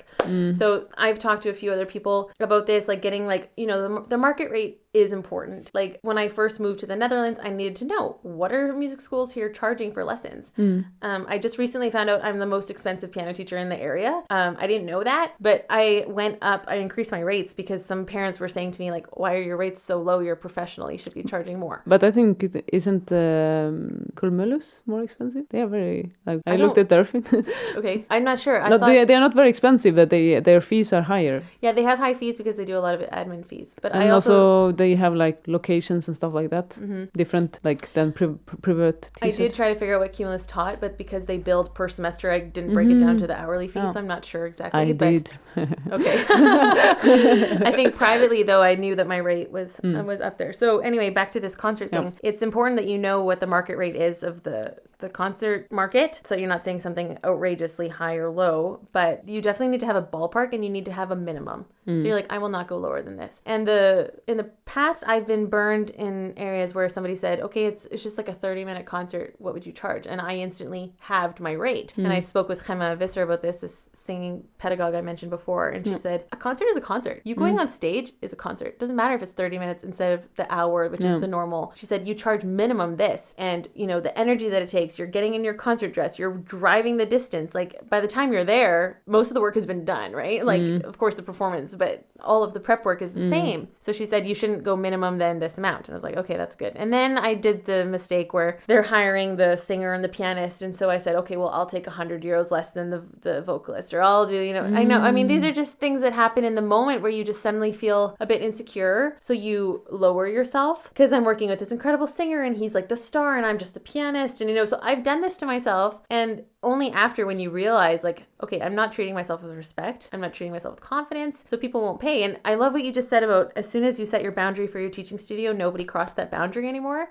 So as soon as you set your concert fee, people say like, okay, that's great. And so the best thing that happened to me was 2 years ago, I put out a ton of emails trying to get more concert series in the Netherlands. I wrote a big list and I got a cold call concert booked, and he wrote back and he said, this is our fee for the concert. And it was 200 euros more than I was used to charging for a concert. And I was like, what? That's what you're giving? Is this what I should be asking? And that for me like exploded my fee, because then it was like, okay, like this is the ballpark. This is my new fee. So then 1 month later, I got booked at Kopermolen and Fals, and they said, what's your fee? So I said this fee that and it's so easy. You're like, well, recently I performed here and I was paid this. Some people know you're not BSing. You're not just picking a number. And they were like, okay, we can't do that, but we can do 50 euros less than that. I'm like, no that was problem. really good. Like last time I performed, I got paid this. That's a really good one. Oh, totally. And you mentioned the name. You can even say like it was at this concert series, so people know the name. They're like, oh, that's well known. Okay, well, if this is the average, then so and so. And presenters, like, they want to pay their artists, so they'll just say, okay, I can't afford that, but this is what I can afford. Can you do this? And then you can start the negotiation process. But for me personally, my personal rule is if I'm asked on the phone for a fee, I don't give it. I do everything in writing, and I do it not on the spot. Yeah. So if they say, what's your fee? I'm like, I'm going to have to get back to you, or I need some time to think about it. Let me call you back. Or can we do this over email? Anything to get yourself out of that pressure, like pick a number now, because that's what I did when I ended up taking like 150 less than the singer I was working with, because I was like, oh, well, he should get his fee, which was much higher, so I'll just take the less. And they're like, Michelle, what are you doing? This is not respecting yourself. And this is why you're perpetuating the starving artist myth. If you want to starve, then stop. You need to charge more. Yeah. So. A business corporation would never even negotiate, Like, can you imagine IKEA telling, no, this Billy bookshelf here, what can you give for it? Yeah. Yeah. It would be like, I think we also get treated that way, because it's like, and also an electrician would never like, you cannot negotiate. Yeah, like they gave a bidding on the work that they can do and with the material and everything that they do. And then of course they are competitive with other firms and stuff like that. But I mean, they count on it, and that's what they can do, if take it or leave it, I also lost some concert because I was too expensive for them, I guess. But yeah, okay, that's it then. But I mean, to face it, if they cannot pay what I'm asking, it's like, yeah, then maybe they should hire a musician that have less education, or right. Yeah. And this is when, if you want to like level up in your career, you need to actually go up the level, right? Yeah. So this is scary because we think we're going to lose opportunities, but actually you're going to get more money for less time. Yeah. And you're going to get better concerts, and you're going to get better audiences. And I think it was 2 or 3 years ago that I just decided I'm not doing gigs anymore. Like I don't do background music. I don't do stuff for me personally that was just sucking energy. And of course, like if somebody wants to play at a wedding background music and people are chanting, that's great. If you love it, do it. But for me, I love it. Yeah, right. So go for it. Enjoy it, right? But for me, it wasn't worth it. And I was like, how do I get out of this? It was causing me stress, so I'm like, okay, this isn't the right area for me anymore. This is something that's taking away energy, so how can I shift my focus? Yeah, I think it's nice. I mean, everyone has different things that they want to do, and what you want to do you spend more energy on. I mean, now I'm doing this takeaway concert, and then I kind of have to have a program that is affordable for everyone. So then I have like a program that I say, okay, if you want my fixed program that I'm doing, that is like, I can do it if you call me 3:00 tonight, I can play that program. Okay, right. That program you can have for this free. If you want to have some special songs, some other things, okay, then this fee will come on to every song that you add, because that's how much it costs for me to learn it. That's great. And play it. So I try to be reasonable. But yeah, I mean, it's also like when you work for the theater or like an institution, you always get paid like a normal person, like maybe 2,500 euros or something in a month. Right. And so that's normal, I mean. And that's a basic salary for a beginning salary, I think. So cool. We talked about the money already. Oh, so that's good. We talked about money. Yes. And let's talk about the other thing that musicians struggle with, nerves. Oh, yeah. So what do you do not to be nervous on, or how do you do to play good on a concert? Let's put it that way. Yeah, great question. First of all, I think performance nerves are something that should be accepted and not this thing that I have to get rid of them. I think a little bit of nervous energy is good. It gives you the adrenaline that you need to give that extra boost to the performance. It gives you, and also I think it's just such an honor to play for people that you don't want to go out there and be like, yeah, whatever. It's the same as playing in my pajamas. It's not. It's the performance that you're giving to people who showed up for you. I mean, pre-corona times, people got out of bed and got dressed and they came to hear you play. So you really want to make sure you're giving your best. And I think that nerves earn a little piece of that. In terms of extreme nerves, like if you have something that detracts from your playing, something that I learned that's helpful is just becoming aware of it and then accepting it and then shifting your focus back to what you're doing. So for me, sometimes my left knee will start to bounce, and rather than saying, freaking out, stop shaking, it's just like, oh, how interesting. My left knee is shaking. Isn't that interesting? Okay, now what was my phrase here again? Or what's coming up in the music? I think for me, I'm always trying to anticipate the next phrase of the music and doing that preparation in advance. So you never want to get caught in the cycle where you play, judge yourself, criticize yourself, and then realize you're behind. You always want to be ahead in your playing. So you're like, what's coming next? How do I want to phrase? How do I want to shape? Where am I in the form of it? So yeah, be aware of what's happened, come back to focus. And for me, a phrase I always think is, I'm singing and listening. I sing my phrase in advance, and then I listen to see if I shaped it like that, and then I keep going. Yeah. Do you, if you have a, if you're a student, I know that you have student concerts sometimes. What do you tell your students? Yeah, I mean, oh my gosh, I did not know how traumatizing these concerts were for my poor students until the weeks before the concerts, and I would have crying, I would have refusing to play, I would have kids red-faced and refusing to go up, and I thought, what is this nonsense? This is not supposed to be something that terrifies them. It's supposed to be a joy. It's supposed to, so actually what I do is at the beginning of every student recital, I give a little talk, and I'm like, okay, we're here to share our gifts with each other. You guys have all worked very hard. This is about progress. You're allowed to make mistakes. And I say that to my students all the time. I am allowed to make mistakes. They put their hands on their hearts and give yourself permission. Because as soon as you say it has to be a certain way, that's when the fear comes in, judgment comes in, and you just get kind of stuck. And then one mistake will undo the weeks of progress because they can't see anything past the mistakes. And who taught you that mistakes were so important, And yeah, okay, in the lesson I do get after them. You want them to play the correct notes, but that's something else. It's this fear that I'm just trying to eliminate from them. How do you look on mistake, yourself? What do you tell yourself when you make a mistake? Actually, Miguel and Ines, the awesome people. They are awesome. Shout out to them. Soundbox, yeah. Soundbox they have wonderful lessons for children. Yeah, exactly. So I was just watching their lesson on Skillshare, and they talked about how using your students' mistakes as a learning opportunity. And so when they make a mistake, you need to ask yourself, okay, why did they make this mistake? And what is the puzzle piece kind of missing that this thing happened? And so it's interesting when the student makes a mistake because you're like, oh, they didn't understand something. It's no fear or shame or, and okay, sometimes it's just because they don't practice and they're sloppy. So I have one student who just kind of hammers away and I'm like, stop, So there is room for that. But in the little ones, when it's they really don't get something, I'm like, okay, either it's a focus issue or they're really not getting this. So how can I, again, if I want to take my power back, how can I give them the message in a different way that they can embrace it more? And then if it's a mistake on stage, it's just probably lack of preparation or probably lack of repetition, or they practice start to finish instead of practicing the trouble spots on a regular basis. These are the things that I try to teach them how to practice, but it just doesn't always happen because that's life. But yeah, then you can just learn from it. And then I always just say you're so much better than last recital. Look how much you've grown, and just helping them become more confident as little people. Yeah, I think it's super, super nice and healthy attitude. And the parents always say, wow, the level is so much better than last time. It's everyone kind of notices that the level's going higher, and that's really motivating because then it's the power of community again. Yeah, it's super powerful, I think. I have a similar way of looking at it. It's always because most of the time when people come to me, they have issues with mistakes, obviously, in mental training, not my shadow students. But anyway, so they do this, I did a mistake. Because I make it a mistake, I'm a bad cellist or I'm a bad pianist. Yes. And then they are connecting bad pianist, to a bad player. I will never become good at it. I'm a bad person. No one loves me. And then they are useless and ready to to take their life. And I'm like, oh my God, Yeah. this note made this conclusion. I'm like, oh my God, what is this note? Yeah. You know, such a powerful thing. And then in the end, when you analyze it, it's like, no, a mistake is a mistake and it stops there. And that's it. The end of it is just, I mean, maybe you had a sweaty finger and you just slipped on it. Maybe there was something outside, like sometimes there is a dog coming in, or maybe there is something at the window, maybe one in the audience or sneezing. I mean, it could be anything to make you do a mistake, but you just prove that you didn't learn that yet. So you will practice some more, you will do it again, and you will learn, and it will be fine, huh?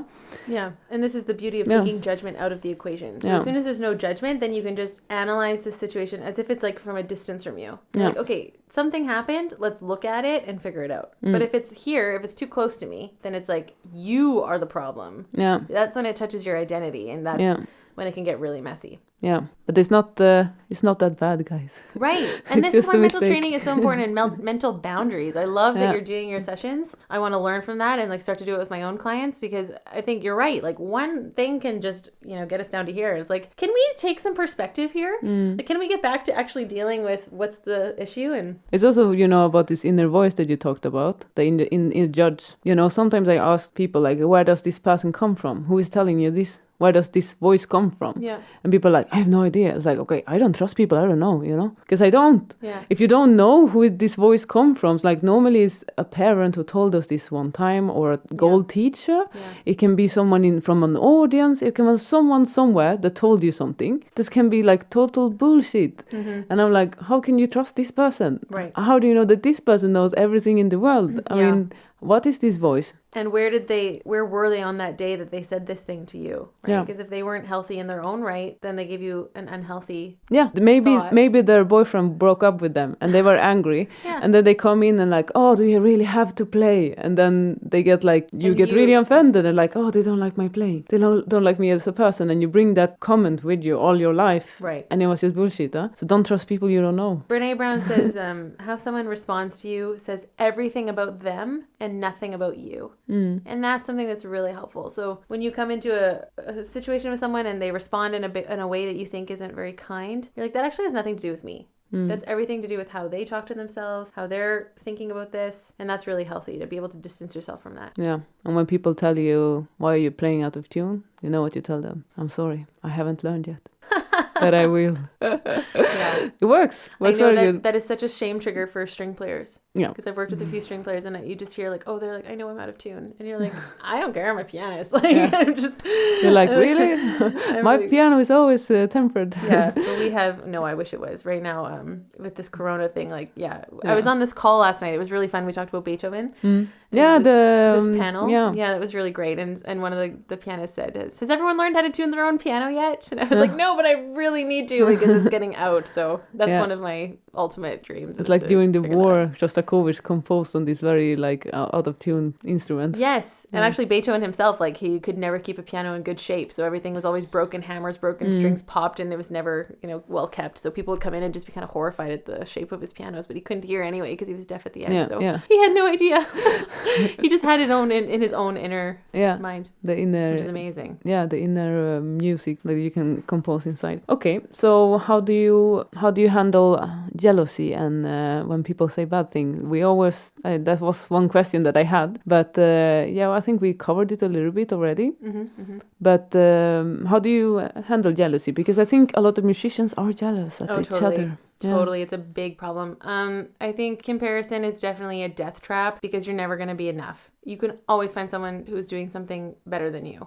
And that's really dangerous because it inhibits your progress. It's kind of a cliche thing, but you should only compare yourself to yourself. You are the only person who has your unique, your DNA, your way of thinking, how you view the world, your talent, your craft, everything that you've developed in your own technique. That's unique completely. So it's actually not really fair to compare yourself to someone else who started younger, who had a better teacher, who had better access to blah. It's like, okay, back to what I can and can't control. I can't control what someone else has done to get them to that level, but what I can control is myself. So just going on this journey of like knowing when you're triggered, knowing when it's unhealthy, you know, like unfollow on social media if someone for you is a trigger. I just highly advocate like getting that out of your mind. Don't let that spin around in your mind because that's really dangerous. And Deanna, my co-founder, she says this a lot, just you're on your own path. So embrace that path. You have opportunities that no one else does. Look for the ways that you can be a contribution, look for problems that you can solve, and just look how to, I mean, for me, I just want to create a fulfilling career.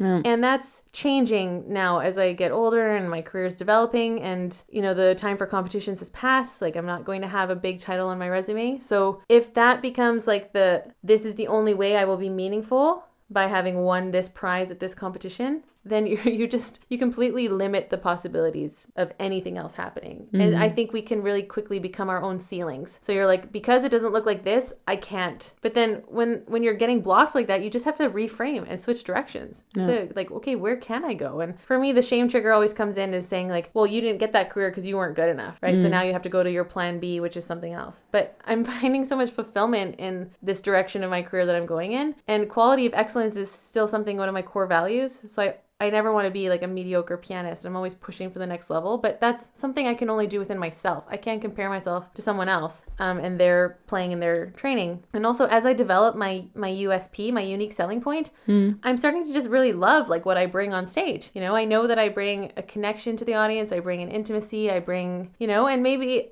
my Beethoven recording isn't going to be the recording that everyone goes to as the example of how to play Beethoven, right?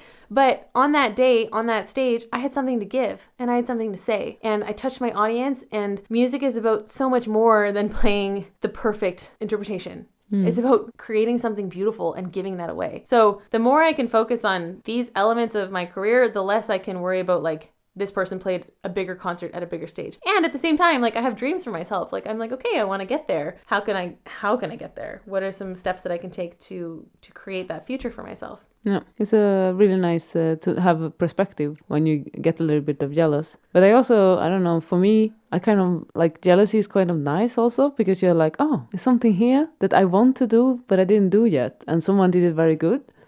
Like a lot of the times I want to go to them and tell them, you made me a little bit jealous actually because you're doing this really good. That's an interesting perspective because you're right. I think that highlights to us what some of our desires and dreams are, and that can be a really healthy thing because it gives you direction. You're like, oh, I really want this, so let's go in that way. And also I heard something recently that helped, like someone else's success doesn't take away from your own. No. So I have a friend who recently won like a big orchestral position, and I had another friend who was saying that it really was difficult for them to see that person. And what I should have said is, you know, their success doesn't take away from yours. That you still have opportunities in your career. Just because someone else got one doesn't mean that you don't. Yeah. And that's when the perspective of scarcity comes in, when we embrace this mindset that like there's only so much for everybody to eat from, and if something's taken away, then the rest of us are like, well, what's there for me? But we don't live in a scarce society. We create our own possibilities. We create our own opportunities. So go create something that you can do for yourself. You know, I mean, for me, Opus 16 started so that I could perform. It was like, okay, I'm new to this country. I'm getting some gigs, but they weren't at the level that I wanted. I have some people that I want to play with. So let's just book myself for every concert and invite other people to perform with me. So we have piano four hands, piano quartet, piano trio, piano violin, you know, and now I'm playing at a really excellent level with incredible musicians from all over. And this is something that I've orchestrated myself, just giving myself the own opportunity, you know. And it was really cool, like how you did that. I was so impressed, and it's really professional, everything, and it's super nice. I really love like the logo, the programs. It's nice music. You have a community that always comes to your listen to your concerts, and you do it in like not in the city but like a little bit outside the city, so also those people who were starving for art has an opportunity. I think you're really like filling a need as well as creating something from your own. And I know that from the beginning you had to like pay the venue to have the concert there. So it was like a little bit of a risk taking. Yeah, totally. Tell Actually, us another big risk for me was when I hired a graphic designer because I was doing everything myself. I was making my own posters in Word, which is a terrible idea. Just don't do it. And then I remember 2 years ago I went and hired a graphic designer, and that was definitely a financial risk because I'm able to pay myself as performance, but it's not the level level that I want it to be. And, so I was like, am I really going to cost me more, like a few hundreds of euros to do something that I could do myself? And this is, again, the scarcity mindset, right? Like, I'm going to save pennies in every way that I can. But then what ended up happening is now I've developed a brand because she's incredible and she knows what she's doing. And I don't have to worry about that anymore. And so now we have this style, and it's a house style, and it's growing, and I'm getting a better idea of what it means to have like a brand, and that becomes recognizable, so that people are like, oh yeah, that's that thing that I know, because you're creating this voice for your series. And then it's only growing. And this is because I took this risk. And I think also it's so easy to forget about your return on investment. Like, okay, it's going to cost me X amount of dollars to hire a graphic designer, but it's going to bring so much more in ticket revenue or marketing, or just getting my name out there. People know now more of me because they see what I'm doing. And that's just because it looks aesthetically way better. I mean, this is all basic branding. Yeah, that's the first contact with the audience. Is the poster, or is the ticket, or people know if it's professional or not. They feel it in the paper. They walk in, they sense the atmosphere. They're like, is this just like thrown together as an actual like thing? So if you want to grow and develop, you need to take it seriously. So, yeah. And success feeds success. Right. Yeah. And another thing that helps is just starting. I watched a digital summit for musicians recently, and she was saying musicians are so scared to invest in, like, for example, software. Like, if you pay MailChimp to run your email list, you're like, well, I could just do that myself. It's like, yeah, but you're starting a business and you don't have rental costs. You don't have electricity bills because you're working in your own kitchen. So think about these costs, like business costs. You want to run a business, you need to have business expenses. Like, this is just normal, right? So that was also kind of like, oh yeah, like, you want to run a business, you need to pay to help grow, or else you're going to stay small. So what is the top 5 advices for someone who wants to start their own concert series, for example? If you want to start a concert series, the first step is, financially, you're going to have to figure out what is your plan, at least for the first couple seasons. Are you going to take all of the risk yourself, which I've done some variety of that over the years. But initially I had like a cultural center approach me, and they say, like, we want you to be the new director, and here's what you can do, like, here's what we can offer you. And since it's been 5 years now, so that's grown every year. But if you want to start your own series, I think you need people around you. You need help. You need people who can give you advice. You need to find how you're going to find your audience. I would start already to think about like the title of your series, developing a brand, developing how your posters are going to look, all of this stuff. And you can do this on a small budget in the beginning for sure. But if you want to grow, you're going to have to realize like there's going to be costs involved in bringing more people on board. And then of course, like finding, the venue and the instrument. And then on top of all that, you need, I said, like the audience, because you don't want to be playing for 10 people. Yeah. So learning, I had to learn about press releases and getting word out to media and getting a media list and getting some press attention. And how do you do the media list? Because that's something I think the musicians really could use some advice. Yeah, Google, you can just start searching for like the newspapers. I had someone give me a few addresses that he used for his series, so I just started emailing all of those. But like your local paper, just send it to their info line or go meet them. I meant to meet them in person, and now they always put like a nice color photo of me in the paper. And I think developing relationships is crucial. Yeah. Whenever you're starting a new project, because you need people around you, and ideally these people are also going to come listen to the concert. So I would just focus on doing things relationally and starting to get an overall sense of how am I going to fund it? Yeah, because you don't want to be paying out of pocket to play. Okay, that's a nice advice. So now we can see a lot of nice concert series after the Corona crisis, and also you can use the smart advices. Yeah, smart goals in order to do the concert series. I also have some questions about relaxation. What do you do to relax? Because, we do live a lot of, we have a lot of stress, we do a lot of things, we are working hard, you're working hard. What do you do to like ease the stress and calm down and just recharge the batteries? Yeah, that's a great question. I started to take this seriously about a year ago when I kind of had like, it wasn't anything like a burnout, but for me, I was like way too emotional and really tired. And so I took a good look at my schedule and I looked for the energy suckers. Things that were just taking up way too much energy and not giving me enough return. I started having days where I don't teach. So I don't teach Tuesdays or Saturdays or Sundays. I just give myself like a day off. And so I just like condensed all my students. And again, it's like this boundaries thing. It's like, well, if I don't give my students all the days of the week as options, then I might miss out on a student, right? It's like, I told them I don't teach Tuesdays and it was no problem. So sometimes we are our own problem. We limit ourselves. So I would suggest like setting your boundary first and then seeing how people respond rather than worrying that they won't. I started going for longer walks with my dog. I started going for like monthly massages. Nice. Naps are totally welcome. Every Sunday afternoon I sleep at least 2 hours. Just little things, but they end up being big things. Yeah, I have actually a listener question from Elin Sofia. She's Swedish, and she used to running club. Yeah, exactly. Yes. So how is the running going? Oh my gosh, I quit running club so long ago because of Corona. But running, I mean, I do a few kilometers every day with Hannah. It's nothing to tell Elin. Oh, this is embarrassing. We used to do like 10Ks together, so she was. Yeah, I know she runs a lot. Oh, that's so great. I used to do half marathons, and that was something really great. I've been saying I want to get back into it for a long time, but I just haven't. But for me, actually, learning to run helped me a lot with my practicing stamina, because you have to learn how to pace yourself, and that was really interesting to compare that to practicing. But yeah, I just do very short runs now with Hannah. Yeah, it's nice with the dog also. Okay. I was also wanted to comment because I want to congratulate you about your student Julius, who got Christina Concours. Yes, thank you. Yeah, he's 7 years old and won a nice competition here in Maastricht. So how do you? He is a ball of joy. Yeah, that kid. He's so great.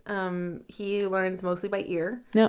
So the craziest story is at a student recital, and I should mention he has another teacher as well, Edith Rutten, and she got him started a few years ago. He's just started coming to me the last year and a half, and he does with both now. And I think she's really working with him on like trying to read, and I'm working with him about like he gives me the more advanced pieces that he does, and I'm trying to shape him a bit musically, but still also trying to get him to read, because he came to a student recital, listened to an hour of music, and then went home playing the theme of my 17-year-old's sonata. Nice. Just like a Clementi K45, 545. And he just suddenly had it in his head. So we were like, this child is a genius. I was like, what am I going to do with him?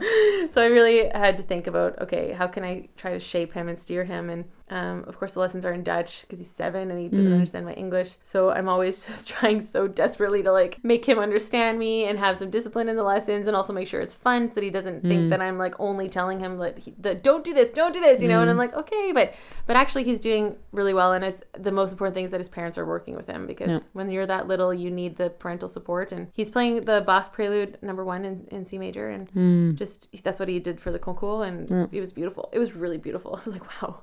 It's really nice. Yeah.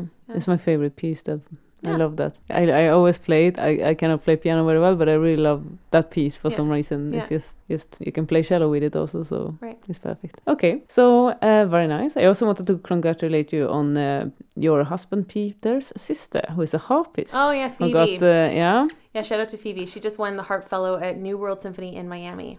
Super cool. Yeah, super inspiring. So, yeah. Maybe she will come to the Netherlands and be in my podcast. Yes, actually, I want to invite her for really Opus nice. 16. So that could be super nice. Yeah, let me know when she comes, we'll and make that happen. I will come and interview her as well. Yeah, I had like a lot of questions here, but we don't have so much time left. That's totally fine. But thank you so much for everything, Michelle. Is there anything that you want to share? Like, I have, of course, the traditional questions. One advice for a music school student, and one for the conservatorium, and one for the professional musician. Oh, that's great. So music a tip school. For music school first. A tip or something on the way, you know? Because I want people to look at this podcast as a sharing and caring and inspiring thing. So what can we give to the music school? Music school level, I would say, don't quit when it gets hard. Push through the discomfort of when your piece seems too big for you, or you get bored, or you don't have motivation. Don't give up, because it's going to be really exciting if you keep going. No, really fun actually. Yeah. You will have use of it all your life. Yeah. And for the conservatorium student or university student? Conservatorium, I would definitely recommend start to think about life after conservatory and prepare yourself for the after of this afterlife bubble. Yeah, because I really felt for me like university was such a bubble, and your whole world is this, and it's wonderful, but it can be difficult or toxic, you know. And then you get out and you're like, okay, what was that? And now look what I have these challenges to deal with, and why is there no better bridge, you know? So I would just say, like, kind of try to find ways to prepare yourself for the after. And someone in my position where you're a freelance career, I would absolutely say, like, get yourself in a healthy community where you can talk to people about, like this conversation for me is also so healing, because reinforces ideas that I've been thinking about, gives me new perspectives. Keep reading, reaching out for new ideas, stay focused on your craft and the things that really bring you joy. Don't let the everyday life sucks kind of take out the joy of what you originally started, and probably most of all is don't get discouraged or be negative. Just really try to keep your mental talk at a good level and believe in your capacity. Yeah, well, that's really good advice. I feel all energetic in my heart. I'm like, yes, I will. I just wanted to say, like, thank you so much for coming, because you saved my ass. Because we did this interview 1 year ago, and accidentally I fucked it up, and the whole interview just disappeared. So you came here again and gave me another chance. Thank you so much. Yeah, you're welcome. But I think this conversation was better because I've learned more in the last year. Like, it's always easier the second time because you're more prepared for what I'm gonna put you through, maybe. Yeah. But because sometimes people get a little bit shocked, but it's because there's so much questions, you know. Yeah. That are difficult. Yeah. But it's good to discuss them, I think. But I think I've grown a lot because of the mastermind, so I'm happy to share about that. Yeah. And, And where can we see you next time? Opus 16 somewhere in the future, Opus of course. 16 is definitely going to start again. Mastermind courses. Yes, mastermind courses. Yeah. And if you follow me on Instagram, Michelle Powell Pianist, I post everything there. And on Facebook also, Michelle. Facebook is Michelle Powell Pianist, and my website is michellepowellpianist.com. Yeah, so there you can get all the update, and maybe a festival in September in the Netherlands. Yeah. And maybe you will do an online concert. We don't know that. Teaching online, of course, online. At the moment. Everything is online. So There's a song, I'm so much cooler online. Yeah. You also sing, do you not? Yeah. Yeah. We didn't even talk about the singing yet. Oh my God. Okay, we have to do a follow-up. Next time. Yeah, next time. Thank you for being in my pleasure. Master Thanks Music. for having me. Yeah. Was it good for you? Wonderful. Was it hard? No, it was really great. I love talking about all this stuff. Yeah. Me too. I really like you coming here. Thank you. It gave me a lot. Master in music, master